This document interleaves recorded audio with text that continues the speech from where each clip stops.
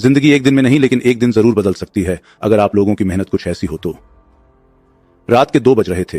पूरा शहर नींद की झलकियों में खोया था, लेकिन क्या वजह थी कि वरुण को नींद नहीं आ रही थी। ठंड का मौसम उसके लिए भी था, नींद उसके लिए भी थी, रात उसके लिए भी थी, लेकिन आखिर क्यों उसको नींद नहीं आ रही थी दूसरों की तरह? क्यों वह बिस्तर पर नहीं जा रहा था, बल्कि किताबों में खोया लगातार पढ़े जा रहा था? वह एक झोपड़े में रहता था। हाँ बिल्कुल, उसे झोपड़े कहेंगे। एक टूटा फूटा सा मकान जिसकी दीवारें इतनी कच्चे कि कभी भी गिर जाए। आज उस लड़के ने रात को कुछ खाया भी नहीं था, क्योंकि घर में खाना बना ही नहीं था। पूरा परिवार आज भूखा सोया था, क्योंकि पिछले 1 महीने से उनके घर में आधा रास्ता नहीं आ रहा था। दिन में वो बस एक टाइम ही खा रहे थे। इसकी वजह थी कि वरुण के पिता की एस्थमा का इलाज चल रहा था। पिता पूरा दिन बेहोशी या बेसहारी वाली हालत में पड़े रहे थे, और माँ काम करती, बड़ी बहन काम करती, और वरुण क्योंकि अभी छोटा था, मगर फिर भी जितना होता घर के लिए कुछ ना कुछ करता। उसकी ऐसी अलग थी कि वो 2 मिनट भी सुकून के पल नहीं बिता सकता था। लेकिन फिर भी ऐसी क्या चीज थी जो उसे दिन में इतना मेहनत करने, 18-18 घंटे पढ़ने और पढ़ते रहने को मजबूर करती रहती? वो दोपहर में एक गैराज पर भी काम करता और शाम को फिर आकर अपने कंपटीशन एग्जाम की तैयारी करता। वो डेली 4 घंटे पार्ट टाइम में एक गैराज पर जाकर काम करता था।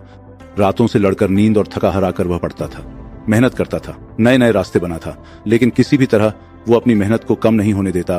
फिर एक दिन ऐसा आया जब सच में सब कुछ बदल ले या हमेशा के लिए बर्बाद होने वाला था। वो बंदा रेलवेज की तैयारी कर रहा था। इतनी मेहनत जो इतने सालों से वो उस चीज के लिए कर रहा था, फाइनली अब उसे पूरा करने का, यानी वो एग्जाम का 3 आ चुका था। ऐसा दिन जिस दिन सब कुछ बदलेगा, क्या हमेशा के लिए बर्बाद होगा? बर्बाद होगा ऐसा इसलिए कह रहा हूँ क्योंकि घर वालों के लिए जिंदगी काटना और मुश्किल हो गया था। वरुण पढ़ाई कर रहा था, इस वजह से घर का खर्च नहीं निकल रहा था, ऊपर से उसकी पढ़ाई में अलग खर्च रखता। इसी वजह से उसके पास ही आखिरी मौका था। वैसे तो किसी भी कॉम्पिटिटिव एग्जाम को निकालने के लिए इंसान के पास कई मौके होते हैं, मगर उसके पास सिर्फ यही एक था, वरना इसके बाद उसे जिंदगी भर गहरास पर ही काम करते दिन काटने होंगे। कल शाम 3 बजे से उसके एग्जाम थे। रात को उस दिन उसने कुछ नहीं खाया, बस थोड़े चने चबाकर गार्डन में चला गया, क्योंकि वहां गार्डन में 2 बड़ी बड़ी लाइट्स होती थीं जिससे बहुत रोशनी निकलती थी। वो उसके नीचे पढ़ने बैठा। वो जानता था आज की रात उसके लिए बहुत बड़ी रात है। कुत्तों ने उसे देखकर बहुगुणा शुरू किया। उसे कोई फर्क नहीं पड़ा। बिजली कड़की, बारिश हुई, उसने कुछ जुगाड़ लगाया और गार्डन के मंदिर में छिपकर बैठ गया। बहुत सारी चीजें एक साथ है, मगर उसे घंटा कोई फर्क नहीं पड़ा। समय बीता, रात के 1 बजे, 2 बजे, 3 भी बजे, उसे फिर भी कोई फर्क नहीं पड़ा। लेकिन आखिर में उसे एक बात समझ आ गई कि अगर आज नींद पूरी नहीं की तो कल परीक्षा में बहुत तकलीफ हो सकती है। यही सोचकर वह वही मंदिर में सो जाता है। सुबह के 7 बजे उसकी आंख खुलती है। वह घर जाता है जहां उसकी माँ और बहन दोनों फूट फूट कर रो रहे होते हैं। पहले तो उसे लगा कि कहीं मेरे पिता को कुछ हो तो नहीं गया, लेकिन बाद में पता चला कि बात वो नहीं थी। दरअसल बात ये थी कि घर में 3,500 रुपए जमा करके रखे थे, जो घर खर्च और दवाई के लिए थे। कल रात को 2 चोरियां मुसाफिर तो यहीं से गुजर रहे थे, उन्होंने वह चुरा लिए और भाग निकले। ये सुनने के बाद वरुण के पैरों तले जमीन खिसक गई। तुम्हें क्या लग रहा है? सिर्फ 3,500 रुपए के लिए नहीं, बस 100 रुपए के लिए। दरअसल वरुण के गांव से एग्जाम सेंटर तक का सफर 25 किलोमीटर का था और उसके लिए उसने कुछ भाड़ा बताया था। चोरी की वजह से अब उसके पास कोई पैसे नहीं बचे, तो वह आज अपनी परीक्षा के लिए कैसे जाएगा? दूसरा डर उसे लगा कि कहीं चोर ने उसका एडमिट कार्ड तो नहीं चुरा लिया। वह तुरंत भागा।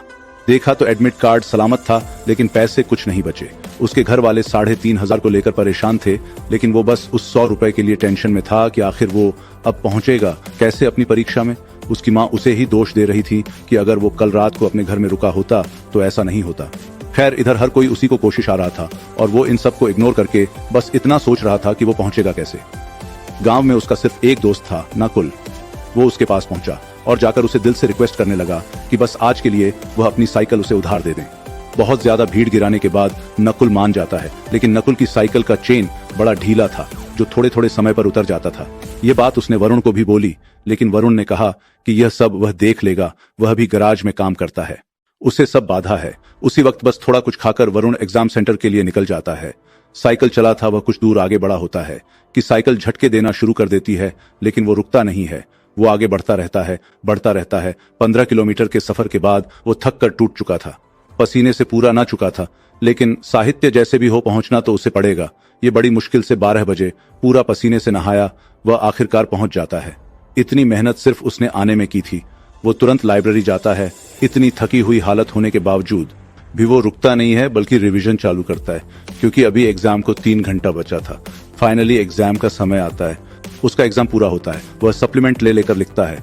ऐसा लग ही नहीं रहा था कि उसने सारी रात मेहनत की थी और इतनी दूर 25 किलोमीटर साइकिल चलाकर आया है। एग्जाम खत्म होता है, वह अपने घर लौटता है। अपने घर वालों की हालत देखकर वह अंदर से रो रहा होता है, मगर किसी को अपने आंसू नहीं दिखाता और कल से फुल टाइम उसी गैराज पर काम करना चालू कर देता है। 2 महीने बाद रिजल्ट का दिन आता है, मगर गांव से दूर जाकर अपना रिजल्ट चेक करता है क्योंकि वहां सिग्नल बड़ा वीक था।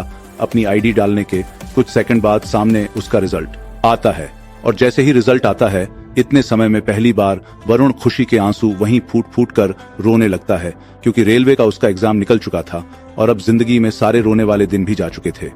वो पैदल तोड़ता हुआ अपने घर पहुंचता है और अपने परिवार को एक खुशखबरी देता है। इस खुशखबरी को सुनकर उसके घर वालों को भी यकीन नहीं होता। वह सभी उस दिन साथ में भरपेट खाते हैं और खुलकर मुस्कुराते हैं। वरुण का रेलवेज में ऑफिसर्स के लिए सिलेक्शन हो चुका था। उसके पिता का इलाज बहुत अच्छी जगह होना शुरू होता है, जिससे कुछ ही महीनों में उसके पिता काफी ठीक हो जाता है। बहन की वह बड़े घर में शादी कराता है और जहां एक समय पहले उसके खुद के परिवार के लिए 2 वक्त का खाना मुश्किल होता था, अब हर रविवार को वह अपने पैसों से गरीबों को मुफ्त भोजन खिलाता है। वह आज एक बहुत अच्छे घर में रहता है। लाख रुपए से ज्यादा किस सैलरी है उसकी। जहां कभी साइकिल के लिए वह तरसा था, आज कार में घूमता है। जहां कभी 3,500 के लिए और 100 रुपए के लिए रोया था, वह आज 3,500 की तो सिर्फ साड़ी उसकी माँ पहनती है। देखो दोस्तों, जिंदगी कहां से कहां बदल जाती है एक पल में, लेकिन ये सब कुछ एक पल में नहीं होता। कामयाबी या सूरत की सबसे बड़ी बात यह होती है कि कामयाब होने के लिए आपका अमीर गरीब, खूबसूरत बदसूरत और सीरिया बुलबुला होना जरूरी नहीं होता, बल्कि थोड़ा स्मार्ट और मेहनत होना मायने रखता है। इस पूरी कहानी, इस पूरे सफर को देखेंगे तो एक ही चीज सबसे ज्यादा गौर करने वाली और सीखने वाली हमें मिलेगी, और वो हम देख सकते हैं किससे उसको पढ़ाएगा ही नहीं। और उनको मेहनत करने का नशा था। जब एक इंसान को मेहनत का नशा हो जाता है ना, तब जाकर सच में वह कुछ भी बन सकता है। अगर मेहनत करने का नशा नहीं होता ना उसमें, तो आज वह गैराज पर ही काम कर रहा होता। पिता की हालत और भी ज्यादा खराब हो चुकी होती। बहन की जिंदगी खराब हो जाती क्योंकि अच्छे घर में शादी नहीं हो पाती। माँ जिंदगी भर उड़ती रह जाती, लेकिन बहुत जल्द उसे यह बात समझ में आ गई थी कि आज मेहनत का नशा करना होगा, वरना कल जिंदगी भर के लिए रोने की आदत डालनी होगी। वह कितना मेहनती था ये तो हमने देख ही लिया है। दिन में देर रात और रात को लालटेन पर टिका रहता। 2 किलोमीटर पैदल चले जाएं तो ना जाने कितना दर्द दिखाते हैं, और वह 15 किलोमीटर साइकिल चलाता, फिर भी एग्जाम में 1 सेकंड के लिए भी आराम नहीं फरमाता। दोस्तों, आखिर में बस एक छोटी लेकिन बहुत पावरफुल बात कहना चाहूंगा कि किस्मत भी उसी का साथ देती है जो बंदा मेहनत करता है, चाहे वह कोई भी हो। हर कोई आज जो कामयाबी की अयासी करता है, तुम्हें दिख रहा है, कभी उसने भी मेहनत का नशा किया होगा। दोस्तों, इस वीडियो का मकसद ये एहसास कराने का था कि एक इंसान मेहनत के किस स्तर पर जा सकता है, और जब एक बार तुम मेहनत का नशा करना सीख जाते हो ना, तो हर मुकद्दर का सिकंदर तुम्हारी मुट्ठी में होता है। दोस्तों, अगर वीडियो अच्छा लगा तो इसे अपने दोस्तों के साथ जरूर शेयर करना। बाकी फिर मिलते हैं इसी तरह के एक और बवाल वीडियो के साथ। जय हिंद, जय श्री कृष्णा।